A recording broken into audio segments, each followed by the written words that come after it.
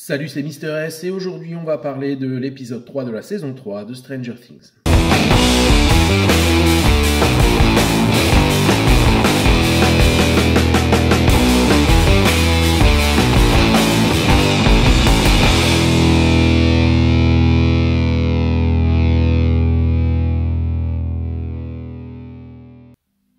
Épisode 3 qui est intitulé donc The Case of the Missing Lifeguard, traduit en français par la maître nageuse disparue, et encore une fois les traducteurs ont chié dans la colle, il faut bien le dire, puisque une traduction plus exacte aurait été l'affaire, the case. Pourquoi ils ont oublié ce mot?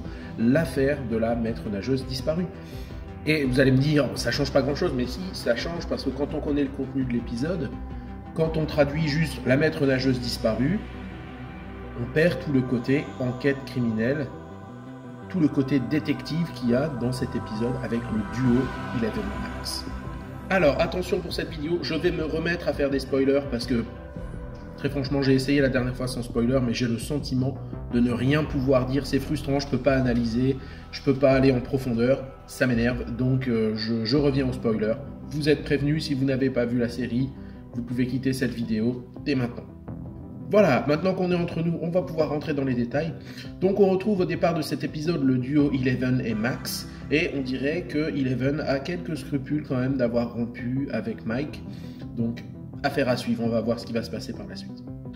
Et à ce moment-là, Max dit j'aimerais trop voir leur tête, et du coup Eleven dit c'est possible, et elle va utiliser ses pouvoirs pour les espionner.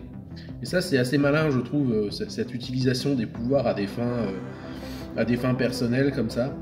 Ça ajoute un petit côté réaliste. Évidemment, nous on serait les premiers si on pouvait faire ça, si on pouvait espionner les gens à distance, mais on le ferait, mais pour des bêtises en fait. On s'en servirait pas forcément pour faire les justiciers. Et elles vont remettre ça par la suite avec une sorte de nouvelle version du jeu de la bouteille où elles vont décider qui espionner. Et au bout d'un moment, ça tombe sur Billy, le frère de Max. Et donc Eleven se met en mode transe et tout. Et elle aperçoit Billy en train de livrer la maître nageuse qu'il avait enlevée dans l'épisode précédent, évidemment sous contrôle de la créature. Et il est en train de la livrer à la créature. Donc ça va être le point de départ d'une véritable enquête criminelle. Et c'est pour ça que je disais que la traduction est mauvaise. Parce que c'est une affaire. C'est une véritable affaire. La maître nageuse disparue. Alors elles vont aller chez Billy pour faire une sorte de perquisition en fait. Véritablement on a affaire à deux détectives. Et elles trouvent donc dans la baignoire des sachets de glace fondue. Elles trouvent des traces de sang sur un placard. Et dans ce placard il y a une poubelle dans laquelle il y a une sacoche de maître nageuse qui vient de la piscine Dawkins évidemment. Donc l'enquête continue. Après la perquisition, elles vont aller interroger les témoins, elles vont à la piscine, interroger un peu les collègues, et on apprend donc que cette maître nageuse s'appelle Heather, et qu'elle n'est pas venue au boulot. Étrange. Et donc, à partir de là, il y a une sorte d'organigramme qui est affiché juste derrière le comptoir, et Eleven pique la photo de Heather pour pouvoir entrer en communication avec elle et voir où elle est et ce qu'elle fait. Et là, c'est assez effrayant, puisque Eleven la trouve dans la fameuse baignoire, qui est remplie de glace, effectivement. Et alors là, on a une sorte de jump scare en plus, donc c'est assez rare dans la série pour être souligné. Et dans une scène qui est bien fichue, j'ai trouvé, et assez effrayante, qui est pas sans rappeler les scènes un peu oniriques de Freddy, qui est sorti dans les années 80 aussi, donc à mon avis c'est pas un hasard. Bref, Heather s'enfonce dans la baignoire, et en fait elle s'enfonce dans une sorte de vide intersidéral, comme ça, un peu à l'infini. Donc c'est assez effrayant. C'était vraiment sympa, j'ai trouvé, de reprendre les clichés du film de détective, et un peu du film d'horreur aussi, avec les indices, les interrogatoires, etc. Ça m'a fait penser d'ailleurs au film L'été de 84, où des adolescents se mettent à enquêter sur le voisin qu'ils pensaient être un serial killer, etc.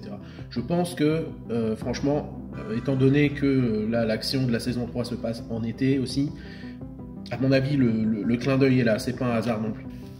Et à la fin, il y a une sorte de twist, puisque quand Eleven et Max se rendent chez Heather, il se trouve que Heather est là, qu'elle a l'air de très bien se porter, et que Billy est là aussi, et qu'on dirait qu'ils sont en couple. Et tout va bien, donc bon, Eleven et Max sont un petit peu déstabilisés, mais décident de partir. Et le père de Heather, on découvre n'est autre que le rédac-chef du Hawking Post, où Nancy travaille. Et justement, alors venons-en à Nancy. Alors Nancy, elle essaye de faire accepter son histoire de rat enragé, mais tout ce qu'elle récolte, c'est les moqueries de ses collègues, les railleries, et il y a même son rédac-chef, donc justement, qui la rappelle à l'ordre. Mais Nancy et Jonathan se laissent pas impressionner pour autant, et ils vont pas abdiquer, et ils décident de retourner chez Madame Driscoll, qu'ils avaient déjà interrogée dans l'épisode 2, pour essayer de trouver plus de preuves. Et c'est là que, quand ils arrivent, elle est au sous-sol, en train de manger de l'engrais, comme les rats enragés, donc il semblerait que l'espèce de virus soit transmissible à l'humain, donc ça veut dire qu'on va avoir une épidémie, donc ça veut dire qu'on va avoir du zombie, je pense. Ça, c'est pas pour me déplaire, très honnêtement, et j'en suis quasi sûr, hein, on va avoir l'épidémie dans la ville, parce que, voilà, ça me rappelle un petit peu l'épisode 1, où il y a Mike, Lucas, enfin tout le petit groupe, là, ils vont au cinéma, et ils vont voir quoi? Ils vont voir Le Jour des Morts Vivants. Donc je pense que c'était une annonce, en fait, le fait qu'ils aillent voir ce film-là, c'était une annonce. On va avoir des scènes d'apocalypse zombie dans cette saison 3, j'en suis quasiment sûr, en tout cas je l'espère, la suite le dira. Pendant ce temps, on a un autre duo qui se rend au laboratoire, il s'agit de Joyce et Hopper. Joyce est très inquiète avec cette histoire de magnète qui colle plus au frigo, donc d'après ce qu'elle a pu comprendre avec l'ancien prof de sciences, quand elle a mis un lapin d'ailleurs à Hopper, d'après ce qu'elle a pu comprendre, c'est qu'il y aurait peut-être des travaux, des champs magnétiques. J'ai pas tout bien compris, je vous avoue. Parce qu'elle explique ça très vite et c'est un petit peu perturbé. Bon, bref. En tout cas, elle a peur qu'il y ait de nouveau des expériences malsaines dans le laboratoire, donc il décide de s'y rendre avec Hopper. Finalement, c'est plus symbolique qu'autre chose, cette partie de l'histoire, parce que c'est une sorte de pèlerinage pour Joyce, elle revient sur les lieux où Bob est mort, donc c'est une manière aussi de faire son deuil, et il y a une sorte de tête-à-tête avec Hopper, ils se mettent à discuter, puisqu'ils se rendent compte que finalement il n'y a rien. Et là, elle lui révèle qu'elle a l'intention de déménager, de quitter Hawkins, parce que c'est trop lourd pour elle, tous ses souvenirs, etc. Donc grosse révélation. Et à ce moment-là, il y a un bruit quelque part, et donc qu'est-ce qu'on fait quand il y a un bruit? C'est comme dans les films d'horreur, on est bébête, on y va, on va voir ce que c'est, évidemment. Et donc Hopper essaye de voir un petit peu ce que c'est, et il tombe sur un homme qui le tabasse, littéralement, et qui s'enfuit en moto. Voilà, on n'en saura pas plus pour cet épisode. À mon avis, c'est un des Russes, mais bon, on verra.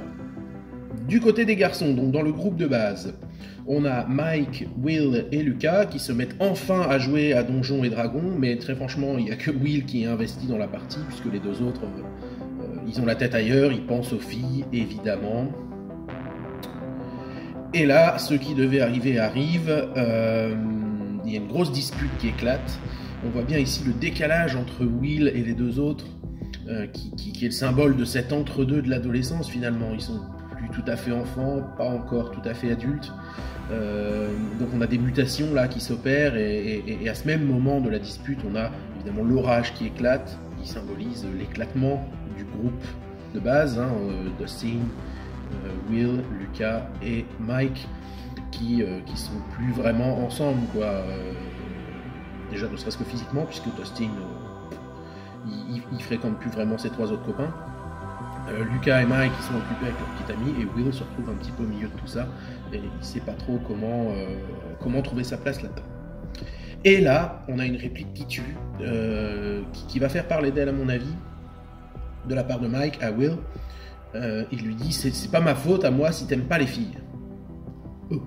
Alors qu'est-ce que ça veut dire? Est-ce que ça veut dire que Will est gay, et qu'il l'aurait confié à Mike, et que du coup il lui ressort ça dans la tête pour lui faire du mal? Ou est-ce que c'est tout simplement une façon de parler, lui dire t'aimes pas traîner avec les filles, ça te dérange qu'il y qu'il y ait d'autres membres dans notre groupe, et ça perturbe un petit peu tes habitudes. Je sais pas ce que ça veut dire, la suite le dira, je pense. À mon avis, le fait qu'ils lui disent ça aussi clairement, tu n'aimes pas les filles, à mon avis, il est gay. Mais bon, pas sûr, on verra.